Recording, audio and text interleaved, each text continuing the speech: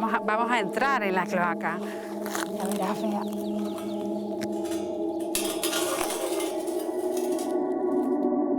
Rincones ocultos hasta en sus lugares más conocidos. Mérida nos invita a viajar en la fascinación por asomarnos a los misterios de su pasado. Mérida oculta, ¿queda mucho por descubrir en esta ciudad? Se conoce mucho porque ya son muchos años, muchos siglos excavando esta ciudad, pero por suerte también queda todavía mucho por descubrir. En este caso no sabemos si el templo está ahí, de siempre se ha dicho que ese templo se ubicaría en la Plaza de Toros, porque bueno, fue donde salieron esas esculturas.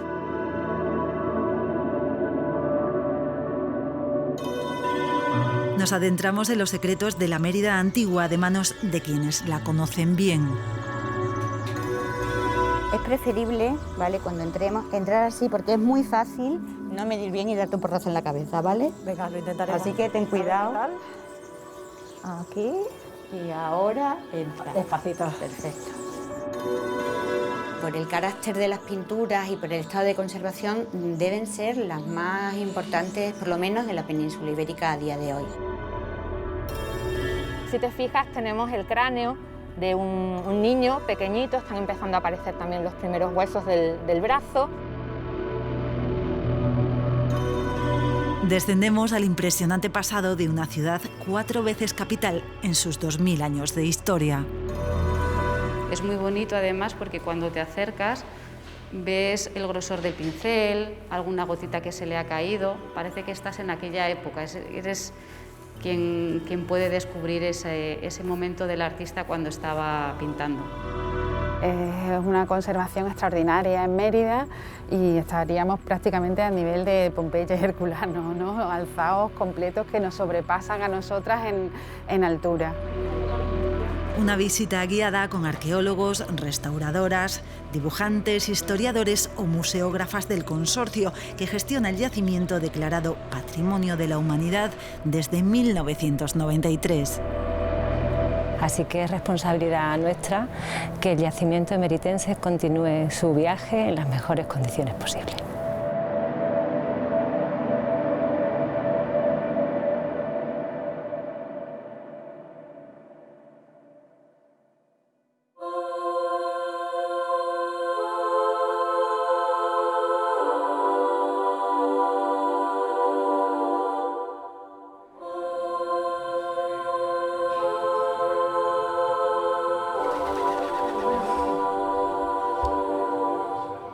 Mérida atesora espectaculares joyas arqueológicas, algunas al alcance de la vista y que aún así no dejan de sorprender. Otros tesoros, y todavía son muchos los que aguardan, siguen esperándonos en la oscuridad.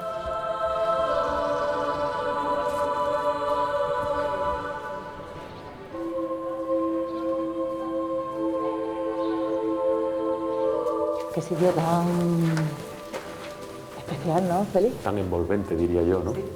Sí, la verdad es que es un sitio que tiene magia, claro, estar en este espacio oculto con este maravilloso muro de casi, de más de 2000 años de historia, pues yo creo que tiene un encanto y incluso yo creo que hasta emociona un poco, porque siempre te hace un poco viajar al pasado, que hay muchas veces lo que pretendemos hacer nosotros siempre, ¿no? Estamos en lo que llaman el criptopórtico, una galería subterránea construida por los romanos bajo la plaza principal de entonces, el Foro de la Colonia. Su descubrimiento no fue una sorpresa.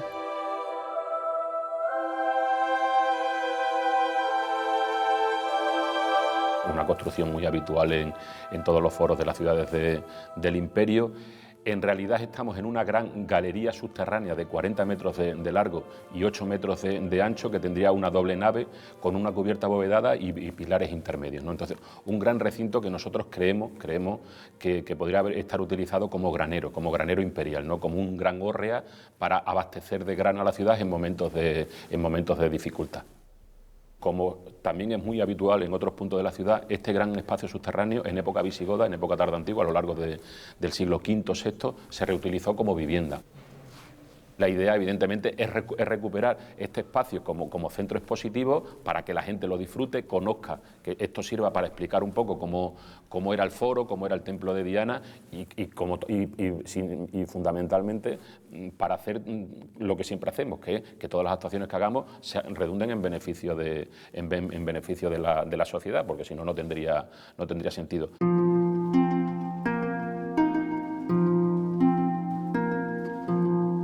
Mérida oculta, ¿queda mucho por descubrir en esta ciudad? Se conoce mucho porque ya son muchos años, muchos siglos excavando esta ciudad, pero por suerte también queda todavía mucho por descubrir. Sabemos de la existencia de hasta 5 templos que había en Mérida, pero indudablemente habría alguno más, seguro, dedicados a ese gran panteón romano que tenían ellos. Queda pendiente seguramente por descubrir grandes construcciones también de uso público, restos de viviendas que indudablemente harán de esta ciudad un conjunto histórico-arqueológico aún mayor del que hay ahora.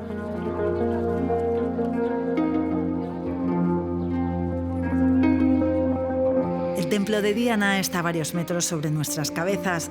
Planificado en los orígenes de Augusta Emérita, aún sorprende a quien se acerca al corazón de Mérida.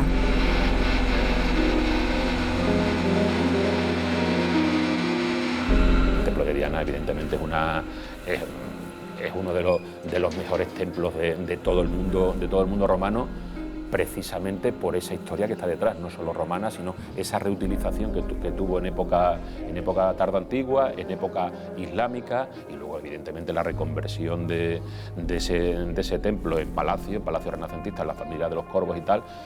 Ser una vivienda hasta 1972, pues evidentemente se le dio ese carácter y sobre todo facilitó que haya llegado a nosotros en las magníficas condiciones que ha llegado. Ahí está el escudo nobiliario de la familia de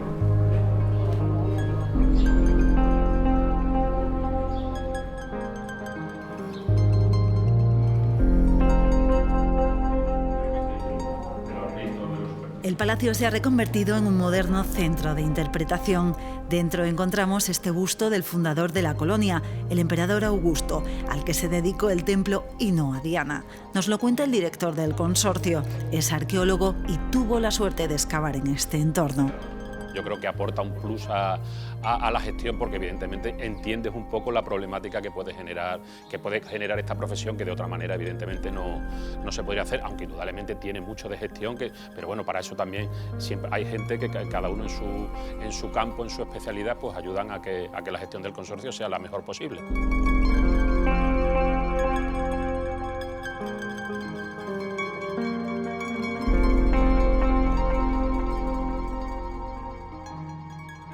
Este era el corazón de la ciudad, el centro político, religioso y administrativo, el foro, el edificio que presidía el foro, y lo que se pretendía con esta actuación era recuperar la vida que tuvo hace 2000 años.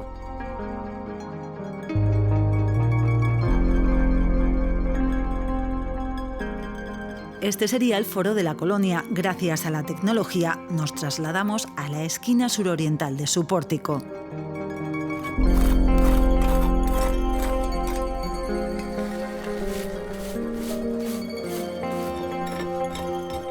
Estamos en uno de las zonas más importantes de la ciudad en épocas romanas y en todas las épocas históricas de la ciudad. Estamos en una de las esquinas del llamado Pórtico del Foro, de los restos visitables del Pórtico del Foro, que era un recinto monumental, un complejo monumental sacro con un templo en el centro que se construyó en el siglo I después de Cristo.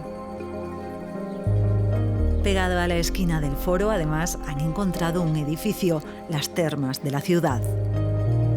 Es una conservación extraordinaria en Mérida y estaríamos prácticamente a nivel de Pompeya y Herculano, ¿no? Alzaos completos que nos sobrepasan a nosotras en altura. Aquí además estamos en las antiguas termas del foro de la colonia, ¿no?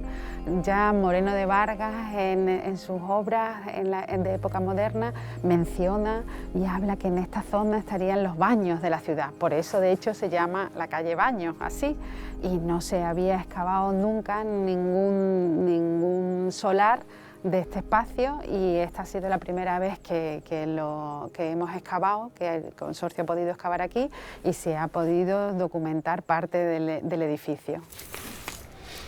Da vértigo pensarlo, no solo por los 5 metros de potencia que separa las baldosas romanas del suelo actual. Esta es la mayor excavación en zona de máxima protección arqueológica. Con paciencia milimétrica, estudian desde hace 15 años la superposición de más de 2 milenios de historia. Esta es de las más vistosas que puede tener en sus manos un dibujante, porque aquí estamos, como ha dicho Rocío, es la parte del foro, que era una gran plaza. Entonces, ¿qué es lo que hemos hecho? Hemos cogido toda la documentación de los distintos espacios, pórtico del foro, este entorno y otros sitios que hay por aquí, y se ha podido hacer una recreación virtual. Esa recreación virtual vale mucho, nos ayuda muchísimo a la hora de que la visualización a nivel general de cualquier persona que no conozca el tema arqueológico pueda visualizar bien lo que sería esa gran plaza. La era digital ha cambiado su trabajo. Antes a mano, con cintas métricas, tinta china y papel de cebolla. Ahora son miles y miles de fotos tiradas. Y luego, a partir de la activación o desactivación de esos códigos, pues vamos sacando la Mérida en distintas épocas. Musulmana, emiral, desde el contemporánea hasta romana, o bueno, si hubiera alguna parte que fuese neolítica, pues también, ¿no?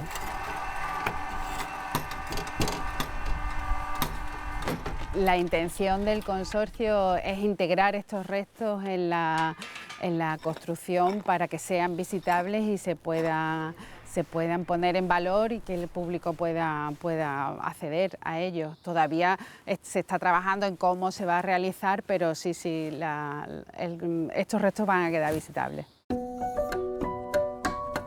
El que permaneció oculto es este otro templo que presidía el recinto sacro. Tendría dimensiones similares al templo de Diana y estaría recubierto de mármol.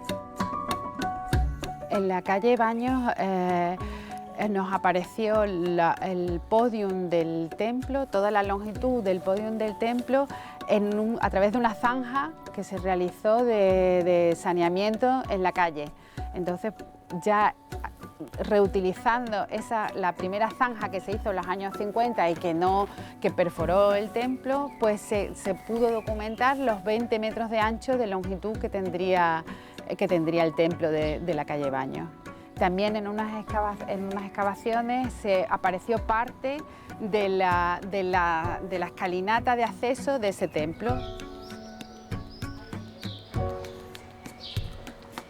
Los adoquines en el suelo de la acera de la calle Baños recuerdan la ubicación de ese templo que reposa bajo el suelo.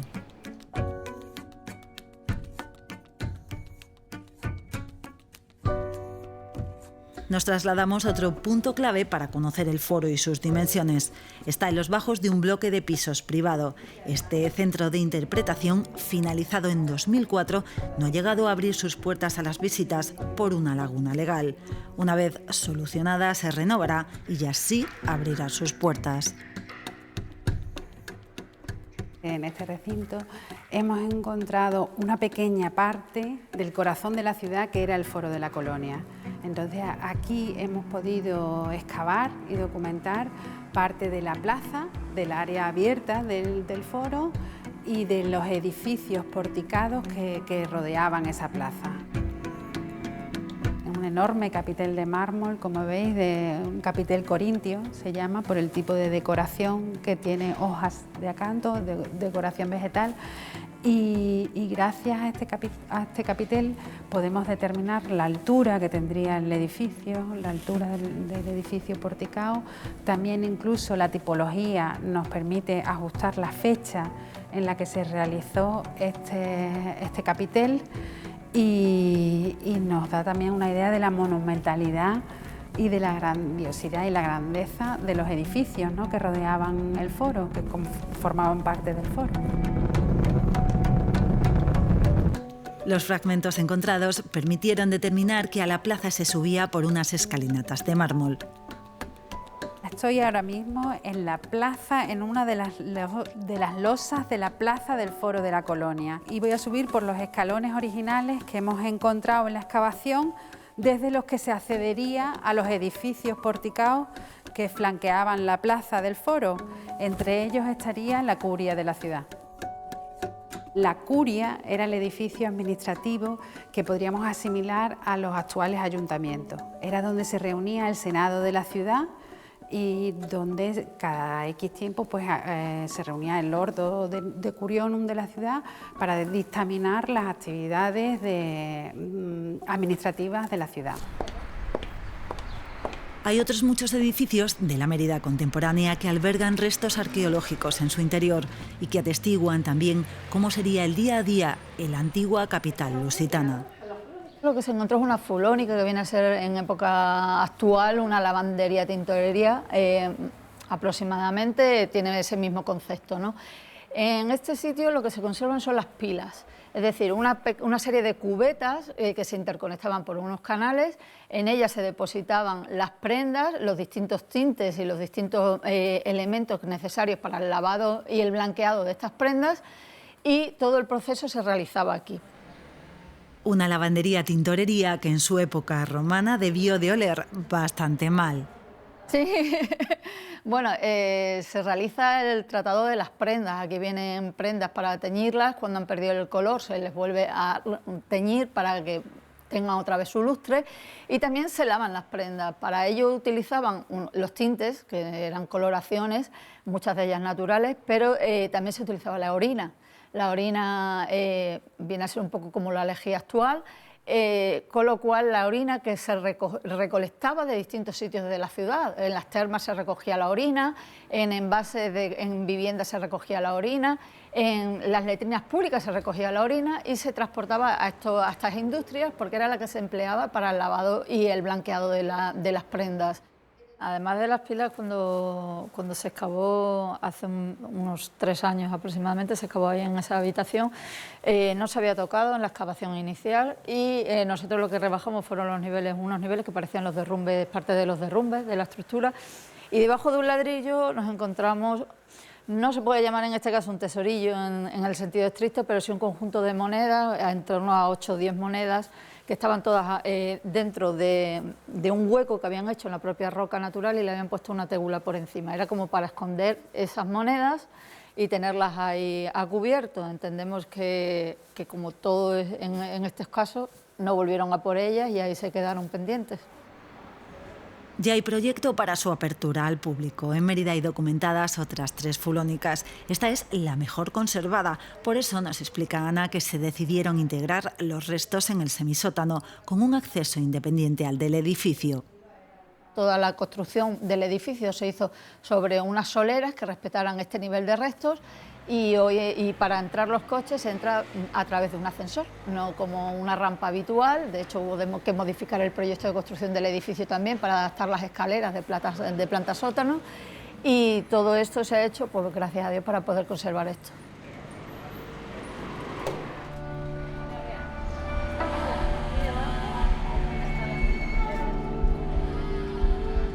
Este otro bloque de viviendas encierra en su sótano un maravilloso tesoro pictórico que sorprende nada más cruzar la puerta. Una pintura mural que se conserva en sus 6 largos metros de altura.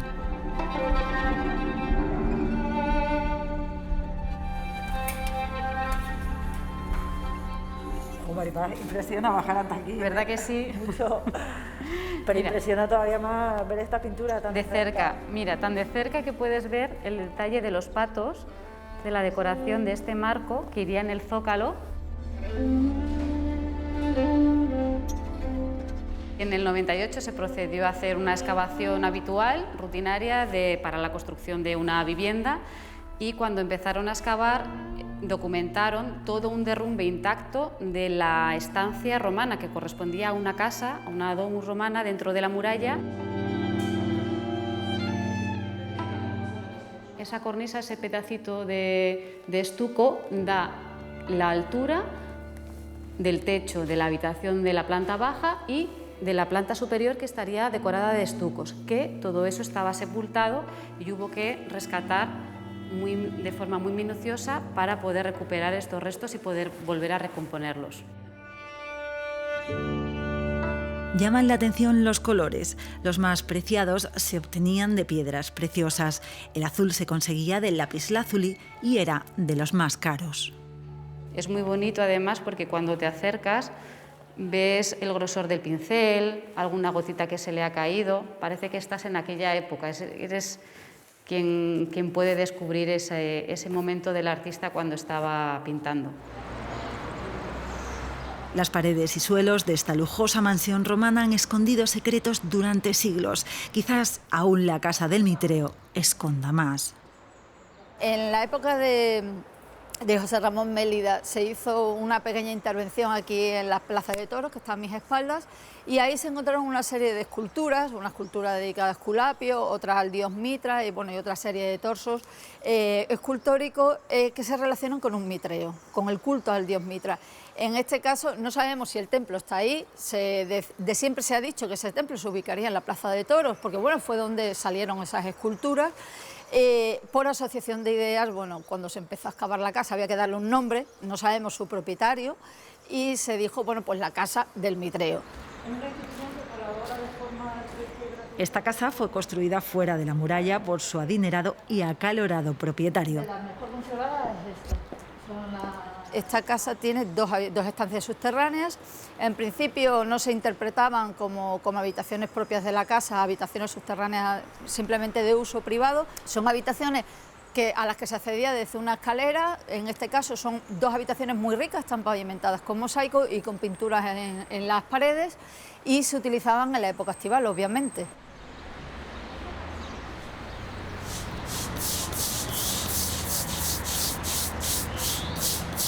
Estamos haciendo labor de mantenimiento en un mosaico que consiste en cepillar para eliminar la suciedad superficial y luego limpiarlo con agua para hacer el mantenimiento, que se suele hacer una vez al año.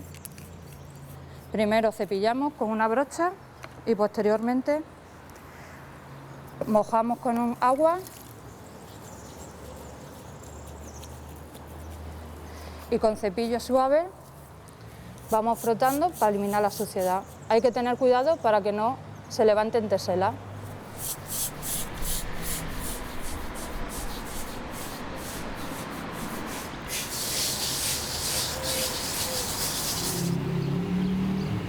Cuando hacemos la limpieza podemos detectar también que se pueden mover teselas, sobre todo en las zonas de los bordes. Entonces es el momento de sujetarlas. Lo que hacemos es limpiar la zona y después sujetarlas con mortero para que se vuelvan a estar fijas y vuelvan a estar en su sitio. Una labor periódica que no entiende de prisas para conservar los más de 200 metros cuadrados de mosaicos de esta casa, especialmente del más valioso de todos, único en Europa. El mosaico cosmogónico es uno de los más valorados de toda Hispania y también del Imperio. Es tan importante y tiene tanto valor patrimonial porque debido a su calidad técnica, a la riqueza de materiales y sobre todo también a su composición. Representa el cosmos, es la explicación en época romana de cómo se crearía la tierra y el cielo. No es lo único de gran valor en la casa del Mitreo, donde aún queda superficie por excavar. Como sorpresas gratas que, bueno, en cierto modo ya lo sabíamos, porque en el año 94, cuando se excava para hacer la cubierta, se encuentra lo que se denomina actualmente la arca ferrata. En una habitación que nos encontramos ahí en las espaldas, se encuentra un mueble, bueno, son 3 los muebles que se han apilado en esa habitación en un momento en que la casa estaba reformándose, y uno de ellos es un arca, tiene el alma de madera, estaba toda recubierta de bronce, y en estas arcas lo que el propietario depositaba era el dinero, sus joyas y sus enseres más valiosos, lo que venían a ser las cajas fuertes.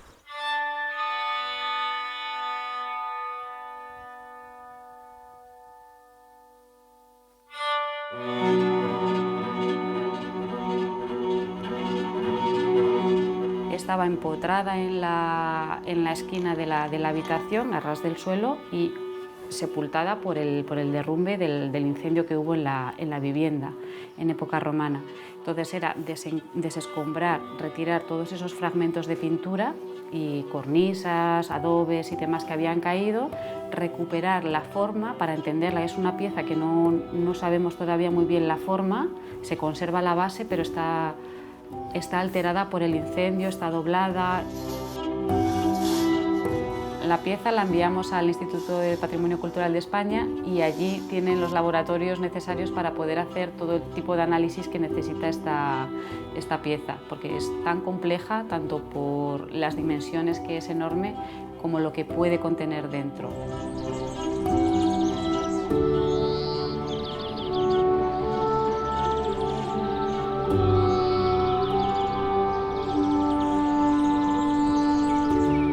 Se dice de los cipreses que ayudan a elevar el alma de los difuntos hacia el más allá. Un camino de cipreses conduce desde la Casa del Mitreo al recinto de los columbarios. Al final nos espera Juana Márquez y su pasión por el mundo funerario romano. Realmente estos son edificios de carácter funerario familiares, que además a día de hoy son los edificios que conservan los retratos funerarios pintados más importantes de la península ibérica. Dentro de este edificio y tras la puerta de cristal habitualmente cerrada al público están los retratos de la familia de los Boconio. Y Cayo Boconio Próculo, que fue quien lo hizo. Y es un personaje, sabemos que es de la carrera militar importante, porque todas estas representaciones hacen alusión a las condecoraciones que tuvo como militar. ¿De acuerdo? De acuerdo. Y luego en esta pieza, que es parte del dintel, es del edificio más antiguo, del monumento funerario más antiguo, de la tumba, y repite el inicio de la placa, con lo cual es el enterramiento de Boconio. Es preferible, ¿vale?, cuando entremos, entrar así, porque es muy fácil no medir bien y darte un porrazo en la cabeza, ¿vale? Venga, lo intentaremos. Así que ten cuidado. Aquí, y ahora entra. Despacito. Perfecto. Es el retrato, hablamos de retrato, realmente es la representación figurada de las 4 personas que están allí. Porque si te fijas bien, la postura que tienen los individuos de alguna manera replica la misma que tienen estática las esculturas funerarias que se pueden ver en sitios donde se conserva muy bien, como Pompeya o Herculano. Hemos identificado a este personaje de la izquierda como el padre, como Boconio padre, la madre, que va del brazo y va vestida y peinada como si fuera una romana de clase social acomodada, pero prestigiosa. El último enterrado, el que hace este edificio funerario, que es Próculo hijo, que además se identifica perfectamente, o se identifica, él quiere que lo identifique, mejor dicho, como emeritense, porque en el pliego, porque lo identifiquemos de alguna manera, el rollo que lleva en la mano izquierda, se pueden leer las letras Aug Emer, que sería Augusta Emérita, él es emeritense.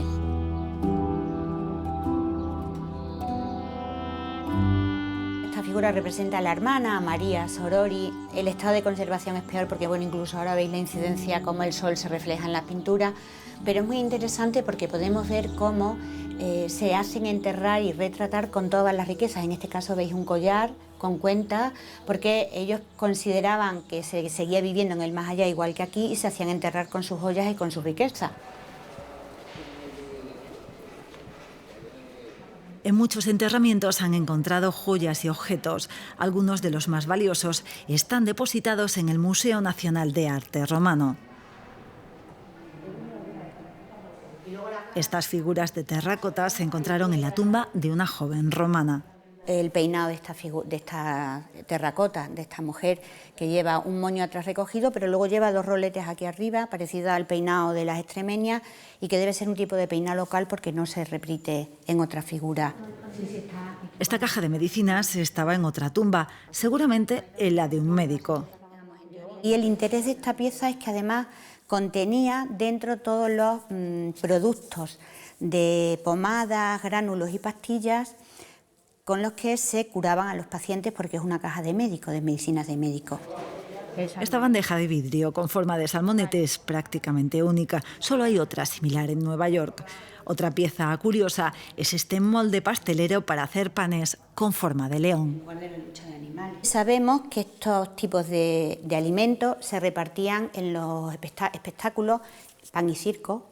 No, pues para la gente contentarla y que no estuviera disgusto después de un día entero en el espectáculo, se repartían estos alimentos, estos panes, en este caso pues probablemente en el anfiteatro, porque es un león, que serían los animales que luchan allí dentro.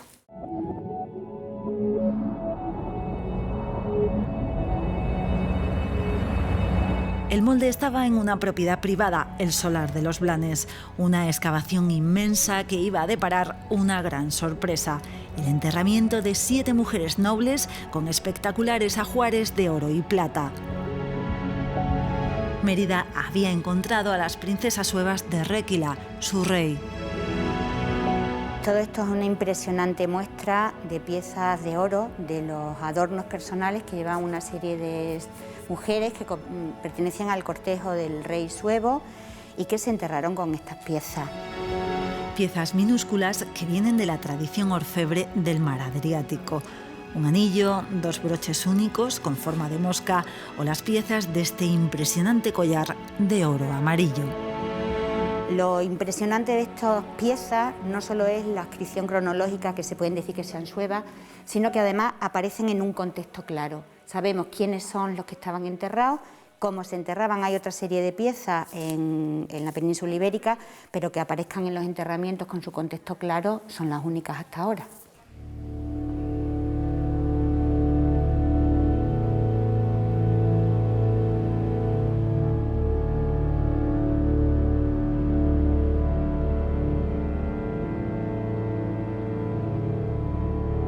La joya más reconocida del yacimiento emeritense es su Teatro Romano.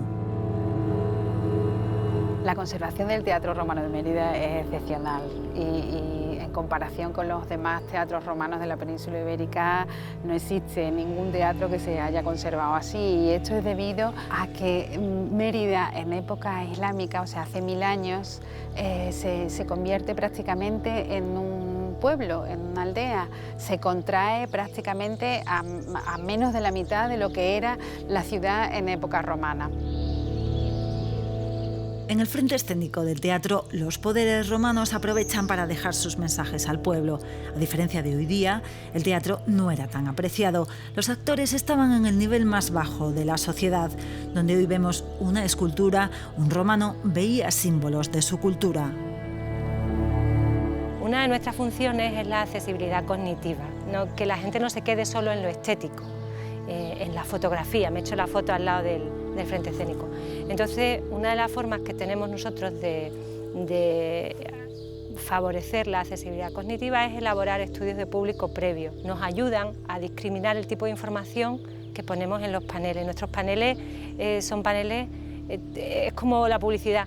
Tenemos 2-3 minutos para que alguien se entere, para que alguien conecte con el pasado. El teatro no solamente es un edificio donde se hacían representaciones teatrales, sino es uno de los edificios donde se muestra, donde se refleja el culto, la importancia del culto imperial y del culto al emperador y a toda su familia.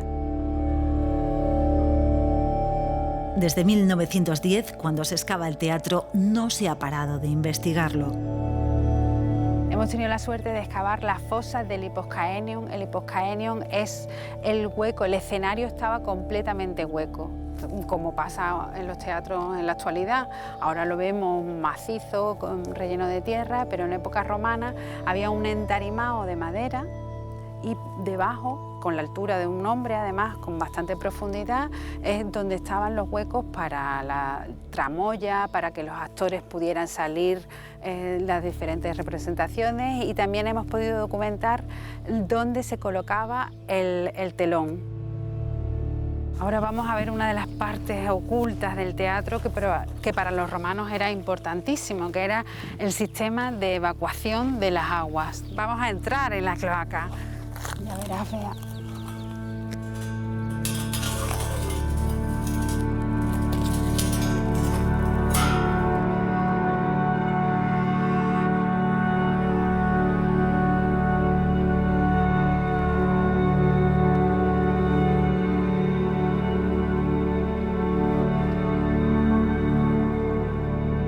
Estas cloacas recogían todo el agua que caía en la orchestra, la recogían delante de la cloaca que está delante del front pulpiti, y también recogían otra cloaca, las aguas del anfiteatro y del peristilo. Se juntaban en este punto y desde aquí iban a desaguar a una de las cloacas que iban por debajo de la calzada de época romana. Nosotros seguimos utilizando las cloacas romanas para evacuar el agua de la lluvia.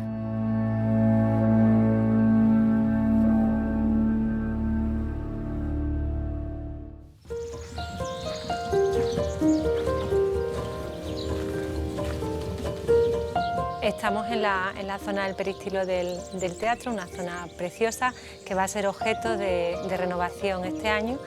Va a ser uno de los pocos proyectos que este año se acometan desde el Departamento de Adecuación y está prevista ya está terminándose el diseño, acogerá una exposición permanente y una renovación del ajardinamiento que garantice la conservación de los restos.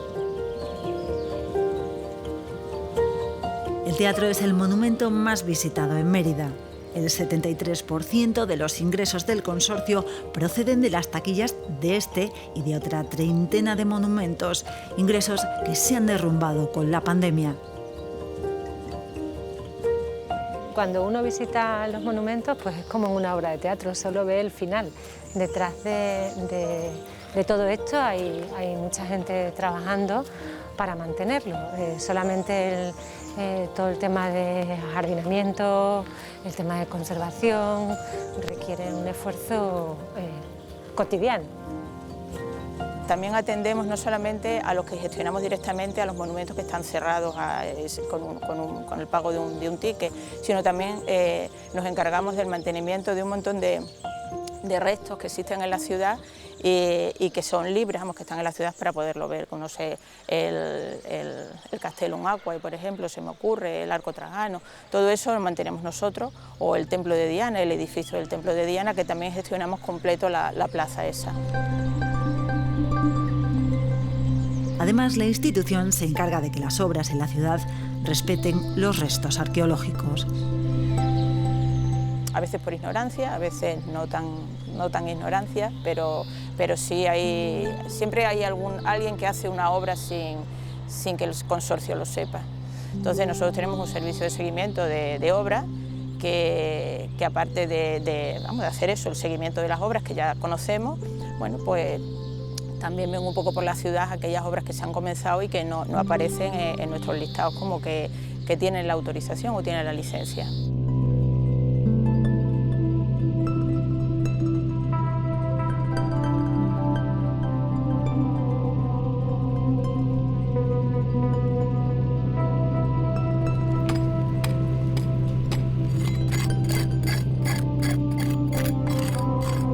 Los dueños de este solar quieren rehabilitar su vivienda y construirse una piscina.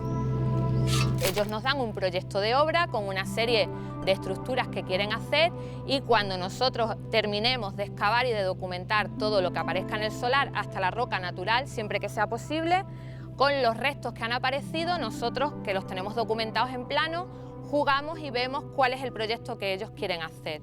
Si en ese proyecto algo de lo que ellos quieran va a perjudicar alguno de los restos que nosotros hemos encontrado, tiene que variarse. Mira, Bea, te voy a enseñar la excavación. Es un solar muy amplio, tiene 500 metros cuadrados. Nos ha aparecido allí un capitel de una columna reutilizado en el suelo de la casa contemporánea y ya nos están empezando a aparecer también restos de enterramientos, ¿vale? Mira, aquí, si te fijas, se ve, está muy mal conservado, pero si te fijas tenemos el cráneo de un niño pequeñito, están empezando a aparecer también los primeros huesos del brazo. Hay que levantar con cuidado las baldosas. Junto a los enterramientos suelen acompañar joyas y otros objetos pensados para la vida del difunto en el más allá. A veces llevan metida una moneda en la boca y aparecen como depósito del enterramiento. Y luego el ajuar, pues también es eso, es el anillo, la pulsera, que sale en pocas ocasiones, pero bueno, en algunas sí que sale. Nosotros, desde luego, ahora, desde el consorcio y el patronato anteriormente, está funcionando, la supervisión arqueológica es muy buena y no se nos suele escapar nada, pero sí es verdad que antes, cuando no existía, en cualquier obra que se hacía en Mérida, pues simplemente todas las zanjas que se abrían para hacer las cimentaciones, la tierra iba a los vertederos de la ciudad. había muchísima gente que buscaba en esos vertederos y es verdad que hay gente, familias o promotores de obras que tienen verdaderas colecciones en sus casas. En el caso de viviendas privadas, el consorcio excava de forma gratuita. A quien lo solicita, además, le facilitan planos con las zonas excavadas alrededor. Es una información previa que ayuda a mucha gente a decidirse a la hora de comprar o no, porque siempre te queda esta duda de ¿y si no puedo edificar? Que curiosamente es una pregunta muy reiterativa, y aquí en Mérida se puede edificar en todos sitios, excepto las zonas 1, que son zonas públicas, que eso viene bien determinado en el plan urbanístico. No hay ninguna casa en Mérida que se haya podido quedar sin construir porque hubiera restos arqueológicos. Simplemente se excava, se documenta, la documentación la resguardamos nosotros y cuando se termina la excavación se cubren los restos y cada uno se edifica su propia vivienda.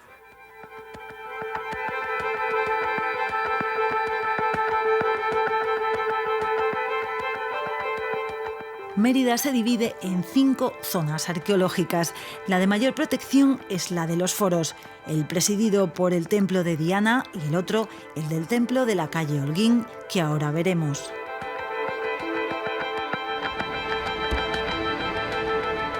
Dedicado a Tiberio, el llamado Arco de Trajano es lo que más y mejor se conserva del foro provincial. Era su puerta de entrada.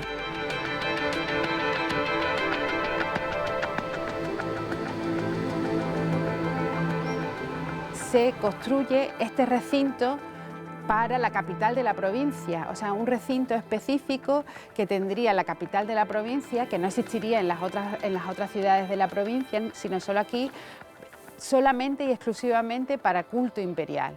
Entonces se construye un recinto, un gran recinto donde se amortizan 4 manzanas de casas de época romana, en el que se construye un gran templo de mármol en el centro, una plaza y luego alrededor un pórtico que la rodeaba, todo un recinto cerrado, que tendría solamente una única entrada, que es el Arco de Trajano. A 4 metros de la acera actual aún se conservan las losas originales de esa plaza. En cuanto al templo, es el único en Mérida del que se conoce a sus constructores. Aquí tenemos también la constancia de que un personaje muy importante, un senador de la época, que era una especie de gobernador de la provincia en ese momento, Fulcinio Trío, decide construir un conjunto monumental de culto imperial en la ciudad, en la capital de la Lusitania, en Augusta Emérita.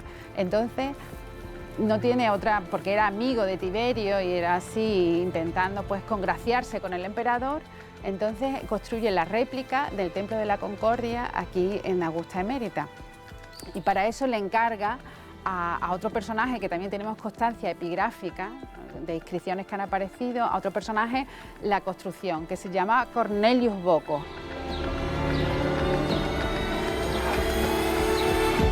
Protegidos por un cristal, sorprenden varios grafitis que han resistido siglos en esta moldura. Se hicieron cuando el templo ya se había abandonado. Me ibas a sorprender, ¿no? Sí, Aquí había una curiosidad. Te voy a contar una curiosidad que apareció en las últimas excavaciones que se hicieron aquí en el templo, que fueron en el año 2000. Apareció bajo uno de estos muros visigodos un tesorillo de monedas de oro. Qué sorpresa, ¿no? Sí, fue un hallazgo inesperado porque no son habituales y menos de monedas de oro. Entonces, al desmontar el muro visigodo, apareció debajo, oculto, el propietario de la casa, me imagino que por problemas, inestabilidad o lo que fuera, ocultó las monedas y ahí se quedaron para que luego, 1500 años después, llegáramos nosotros y las descubriéramos. Descubierto en 1983, gracias a los mecenas que cada año ayudan al consorcio a revalorizar un monumento, estos restos se reintegran a la ciudad en 2019. Otros tendrán que esperar, como el templo de la calle Viñeros, fuera ya de los foros. Salió a la luz en 2008 en un solar destinado a edificio de oficinas. De propiedad privada, de momento allí solo crece la hierba. tenemos constancia en la actualidad de que la antigua Augusta Emérita como mínimo tendría 5 templos. Sabemos de la existencia del templo de Diana, el culto imperial, el de la calle Baños, que también estaría dedicado al culto imperial, a otra dinastía imperial, el de la calle Holguín estaría dedicado a la concordia de Augusto, o sea, a una de las virtudes imperiales. El de la calle Viñeros probablemente, aunque evidentemente es muy difícil de demostrar porque no tenemos la inscripción, nosotros creemos que podría estar dedicado a Julio César divinizado. Y luego tenemos constancia en el Hornito de otro templo que no tendría nada que ver con estos templos públicos tan importantes, sino un templo pequeñito, ya un templo con otras dimensiones, que sería el templo de Marte, y que parte de sus piezas de decoración arquitectónica se reutilizaron para construir el Hornito que está al lado de la Basílica de Santa Eulalia.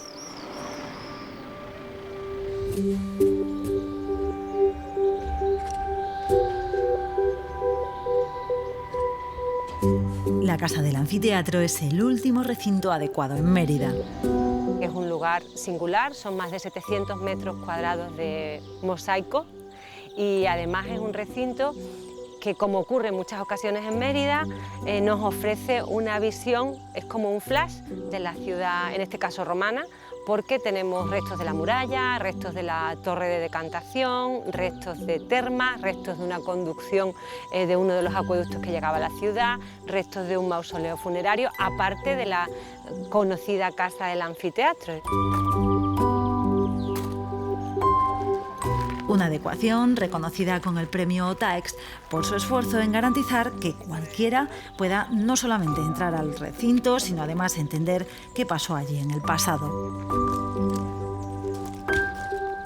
Los psicólogos cognitivos dicen que una persona con una inteligencia normal no retiene más de 5 informaciones en un mismo contexto. Por lo tanto, nosotros trabajamos siempre en base a esas 5 ideas que repartimos de manera continuada por todos los paneles, un poco de publicidad subliminal. Aunque el usuario no se dé cuenta, estamos reforzando determinados conceptos todo el tiempo.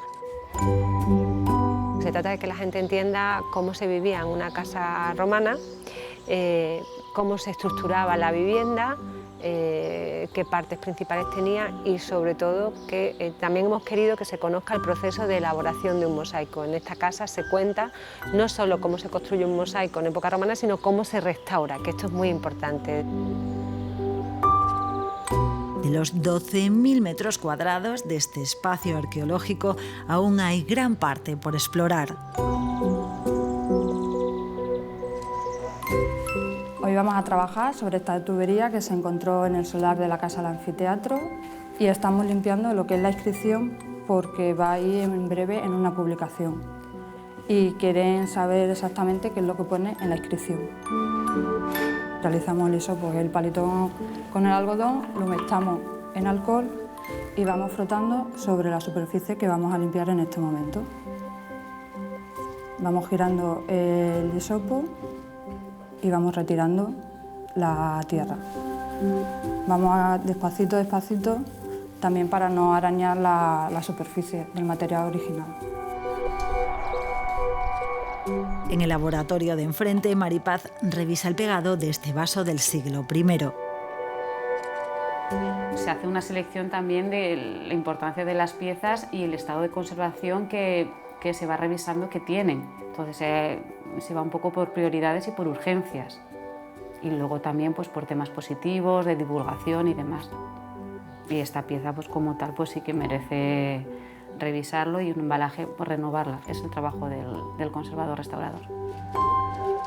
Un trabajo que hoy toca en el almacén. Aquí el consorcio guarda los materiales de excavaciones extraídos desde 1987. Cada intervención lleva su número en cada estantería y dentro de cada caja hay un trozo de la historia de Mérida. Te quiero enseñar una pieza que es muy especial y no es de época romana, como suelen ser la mayoría o estamos tan acostumbrados. Esta es de época medieval y es una cruz, ahora la vas a ver. Es una cruz que apareció en Santa Eulalia.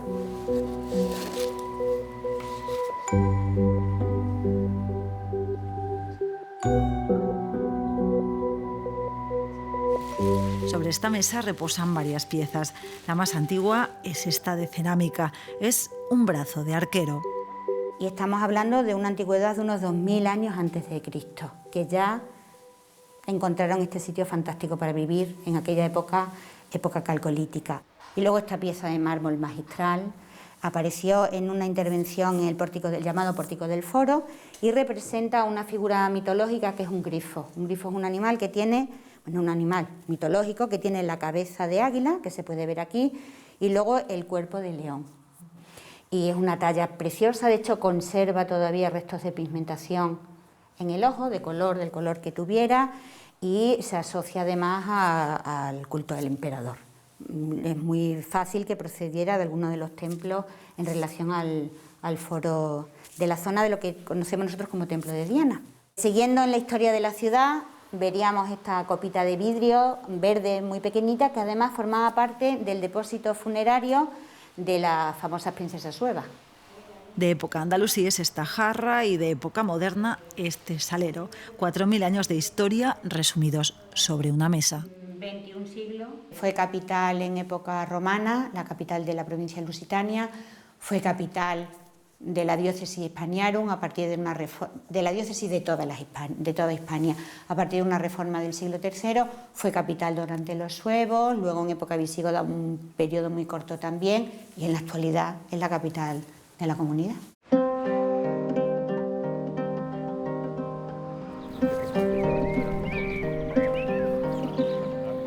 Es el yacimiento de la Huerta de Otero. Se conoce desde mediados del siglo I.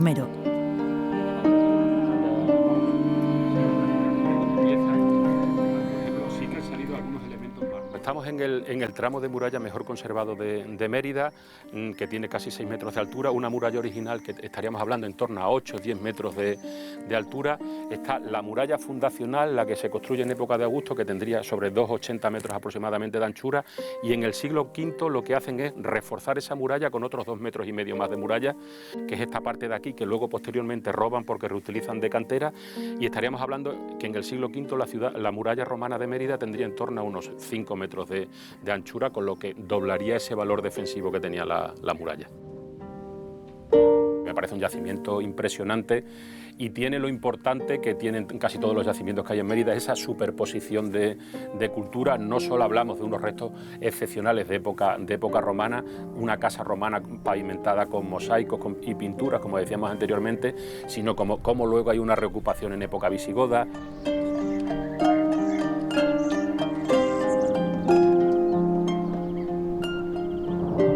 Los vistosos mosaicos de la casa aquí encontrados permanecen tapados a la espera de inversión. El director del consorcio aboga porque la financiación de la entidad cambie, sea estable y no dependa del vaivén de la taquilla. Todos debemos ser mucho más exigentes. Creo que tenemos la inmensa fortuna de contar con el yacimiento arqueológico que tenemos, y lo que merece es que se ponga en valor. Este sitio que estamos viendo actualmente, en un futuro, esperemos que breve, será algo equiparable a la Casa del Anfiteatro, a la Casa del Mitreo, o sea, un espacio de disfrute público de primer orden mundial prácticamente, claro. ¿Dónde llegamos, Bruno? Pues llegamos a la Alcazaba, el elemento más significativo o la construcción más grandilocuente de la Mérida del periodo islámico y una de las mejor conservadas de la península ibérica. La Alcazaba de Mérida pues sigue unos patrones un poco arcaicos, sirio-bizantinos.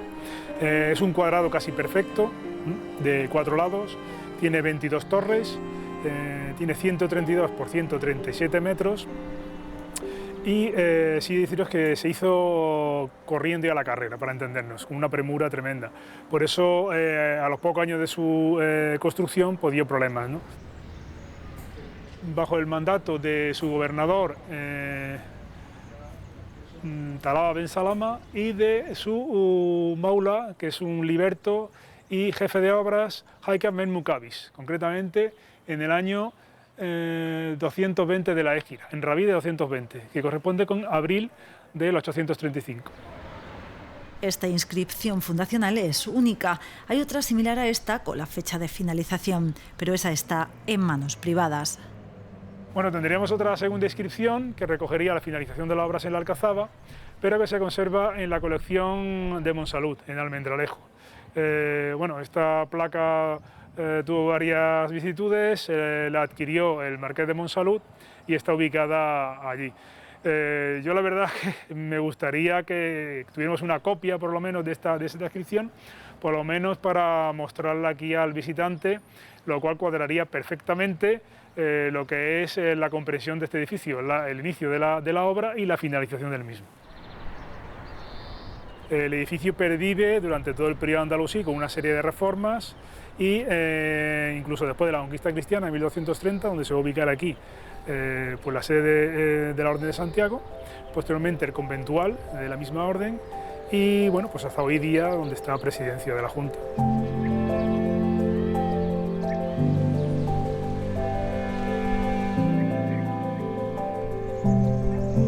Cuando alguien viene a visitar la Alcazaba, a priori lo que espera encontrarse es lo que es un recinto fortificado de época andalusí, un paradigma arquitectónico de su época y un elemento de primer orden dentro de lo que son los monumentos de Mérida. Pero cuando uno entra adentro se da cuenta que hay muchos testigos de esos 2000 años que permanecen ocultos a la vista y que es nuestra obligación traducir.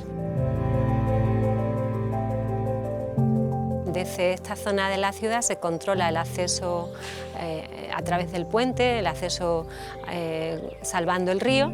Entonces, los romanos son conscientes de ello, establecen aquí una de las puertas principales, la puerta que aparece en las monedas de la ciudad, que luego formará parte del escudo de Mérida. Y ese aspecto tan interesante pues está ahí como durmiendo al inicio de la entrada a la Alcazaba.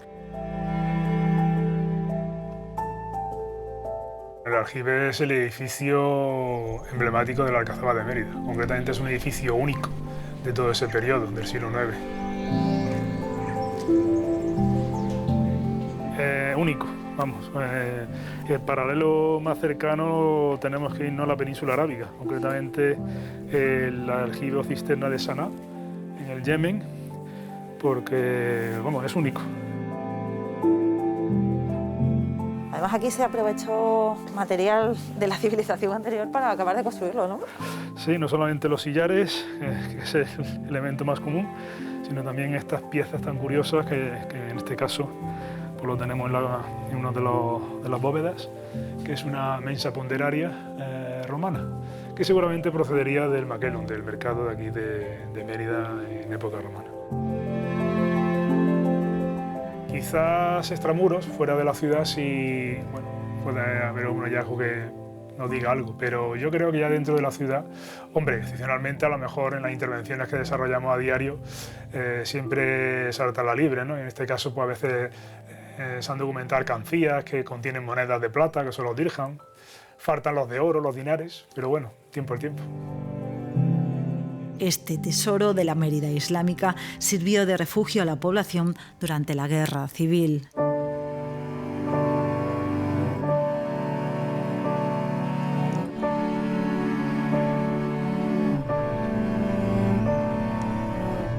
Cae la tarde. Despedimos este recorrido desde la sala con mejores vistas de la ciudad y con la certeza de que aún queda mucho por descubrir sobre Mérida y su espectacular yacimiento. Nuestros monumentos guardan la memoria de todos los hombres y mujeres que a lo largo de los siglos han construido la historia de esta ciudad. Desde el Consorcio de la Ciudad Monumental trabajamos día a día para conocerlos mejor, para traducirlos, pero sobre todo para conservarlos. Hace tiempo dijo un famoso gladiador que lo que hacemos en esta vida tiene su eco en la eternidad, así que es responsabilidad nuestra que el yacimiento emeritense continúe su viaje en las mejores condiciones posibles.